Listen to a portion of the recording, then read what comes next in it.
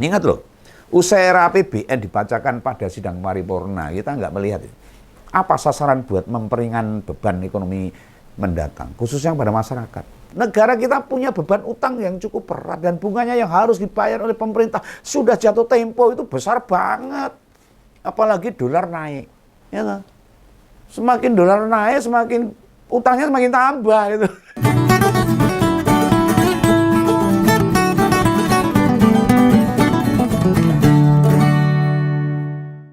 Garuda di dadaku ini habis memperingati Hari Kemerdekaan Republik Indonesia yang ke-79. Nah, tapi peringatan HUT RI ke-79 yang kemarin itu berbeda dibandingkan dengan peringatan di tahun-tahun sebelumnya. Nah, tahun ini ada dua tempat perayaan besar, yakni di Ibu Kota Nusantara dan di Jakarta. Di Jakarta bau-baunya kolonial. Nah, konsekuensinya menyelenggarakan acara di dua tempat, ya tentu saja membengkaknya anggaran. Gandeng ini levelnya nasional, ya nggak tanggung-tanggung. Duitnya bengkak itu tidak puluhan atau ratusan juta, malah tembus puluhan miliar. Dan sikap-sikap yang begini ini, sikap-sikap yang beginian ini mempertontonkan para pejabat kita. Belas orang duwe sense of crisis. Orang gagas kesulitan rakyat, penting kudu gemebyar. Wah, pokoknya menyala. Ora umum pokoknya inilah. Tahun lalu aja loh biaya peringatan mencapai 53 miliar. Dan tahun ini tembus 87 miliar. Secara matematika mundhak ya 34 miliar, 34 miliar. Dan yang tak sesalkan itu pembegawan sebagai masyarakat ini. Yang banyak datang ke IKN itu kan otomatis pejabat-pejabat buat memfasilitasi orang-orang yang selama menjabat hidupnya ditanggung negara. Apakah ini disebut layak? Cocok, pantas gitu loh. Begawan tidak masalah sih, sebagian pejabat, sebagian lagi rakyat misalnya itu nggak masalah. Pejabat kabeh harus nyewa Alphard, harus nyewa pesawat, nyewa mobil dan sebagainya. Lah misalnya ini ada yang diutus ke sana mewakili petani, misalnya diundang mewakili buruh, mewakili sopir bus, tukang becak dan seterusnya. Bila anggaran dikurangi atau dipepet-pepet kan bukan berarti perayaan HUT RI itu tidak penting. Penting. Atau nggak boleh digelar gemebyar boleh. Kan kekhususan peringatan itu yang penting. Ya. Kusuk itu tidak bergantung tingginya biaya loh. Tanya saja tuh para seniman-seniman yang menggarap karya-karyanya. Bagaimana mereka menggelar perayaan? Biayanya murah tapi kesannya mendalam. Sebelumnya kan kita dengar tuh mendatangkan armada buat para tamu undangan biayanya tinggi banget. Ora umum. Itu pejabat itu. Uripe bendino ditanggung negara dari pajak kita. Lah mbok ya sudahlah, batasi saja undangan-undangan itu mayoritas dari Jawa. Misalnya hanya menteri dan pejabat setingkat menteri aja. Kayak Jaksa Agung, Ketua KPK, Ketua BPK dan lembaga-lembaga lainnya. Undang seluruh gubernur dan bupati wali kota se-Kalimantan. Kan jauh lebih murah, yang Jawa nggak usah gitu loh. Libatkan warga Kaltim buat nambah jumlah undangan itu, gitu aja loh. Kan lebih semarak dan kusuk begitu. Kalau ada masyarakat di sekeliling itu kan jadi enak itu. Malah warga lokal dilarang datang langsung. Ini kepriben. Katanya mau disediakan screen di sekitar lokasi supaya nonton lewat layar lebar. Dalam kalkulasi sederhana, bila para pejabat negara yang diundang itu taruhlah 100 orang aja lah. Sisanya 400 orang itu ya lebih baik dari sekitar Pulau Kalimantan. Perjalanannya dekat, transportasi murah gitu loh. Nggak usah nyewa gitu loh. Mendatangkan banyak orang dari Jawa itu ya risikonya biayanya membengkak. Makanya yang Begawan sorot saat ini, Apakah harus menghabiskan anggaran negara puluhan miliar? Apa urgensinya merayakan dengan anggaran yang gede seperti itu? Kita ngerti lah, peringatan HUT RI di sana itu akan dijadikan pertunjukan spektakuler. Pertunjukan band dari luar negeri. Supaya menarik banyak perhatian, efeknya yang diharapkan ya banyak investor yang mau duiti proyek IKN, karpe gitu. Lah kenyataannya sampai sekarang mana yang disebut investor antri itu? IKN ini masih lama diselesaikan. Kita fokus buat menyelesaikan yang lain. Ingat loh, meriah, kusuk, dan memberi kesan yang mendalam tidak identik dengan tingginya biaya. Apa saat peringatan ini jadi peringatan terakhir bagi Pak Presiden, bagi Pak Jokowi sebagai Presiden. Lantas berapapun kebutuhannya terus dituruti. Besar pleren ya, mungkin gitu. Lah keprihatinan Om Begawan itu muncul disebabkan kondisi APBN kita ini sedang tidak baik-baik saja. Empot-empotan ini.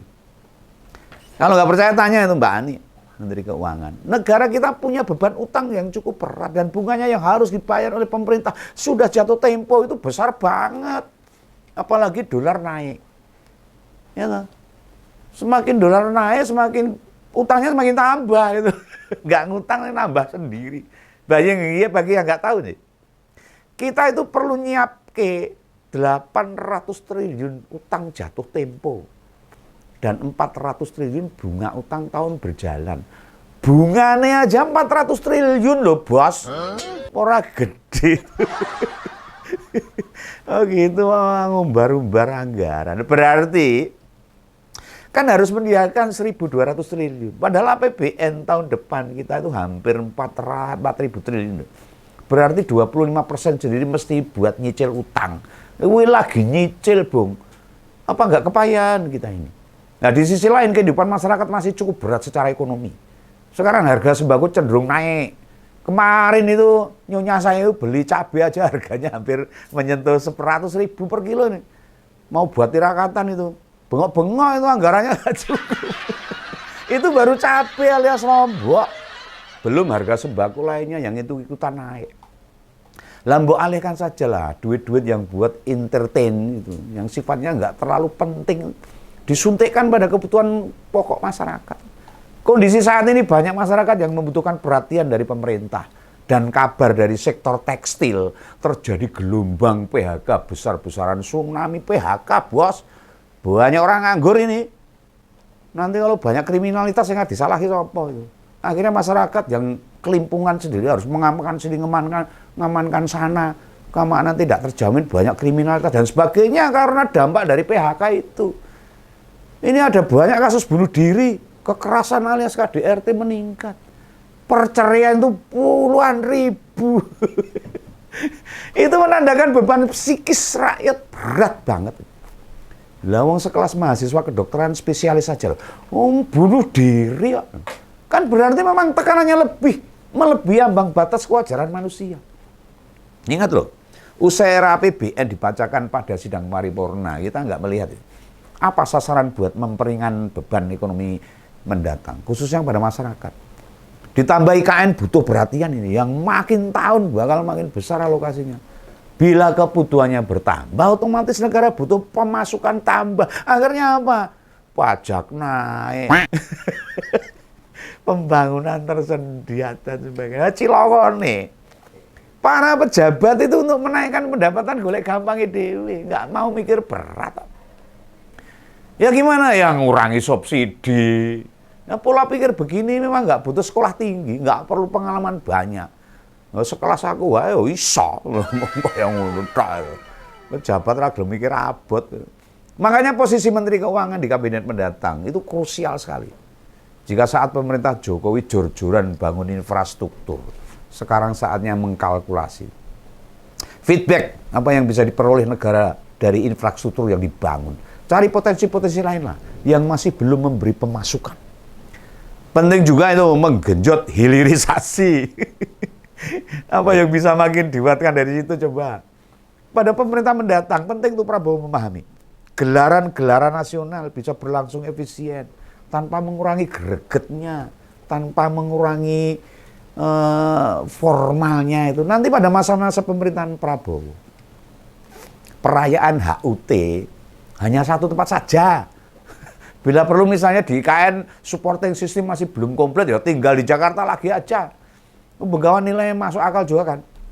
Pada saat sertijab atau pelantikan presiden baru, ya diadakan di Jakarta aja lah. Biayanya cukup murah loh. Gak bisa membayangkan nih, negara bisa boncos duitnya. Tahu boncos? Bocor itu borot ya kalau bahasa Jawa itu. Keluar buat aktivitas yang semestinya bisa diminimalisir kan. Di efisiensinya. Selain HUT RI, tahun ini sudah ada pemilu dan pilpres loh. Kemudian pelantikan DPR, DPD, juga DPRD seluruh Indonesia, baik provinsi maupun kota kabupaten. Kemudian pelantikan presiden dan terakhir pilkada serentak bulan November. Berapa puluh triliun itu semua dibutuhkan untuk kepentingan itu. Nah, kapan ya tak hitungnya lah. Tak kalkulatornya itu. Kurang ratus triliun itu.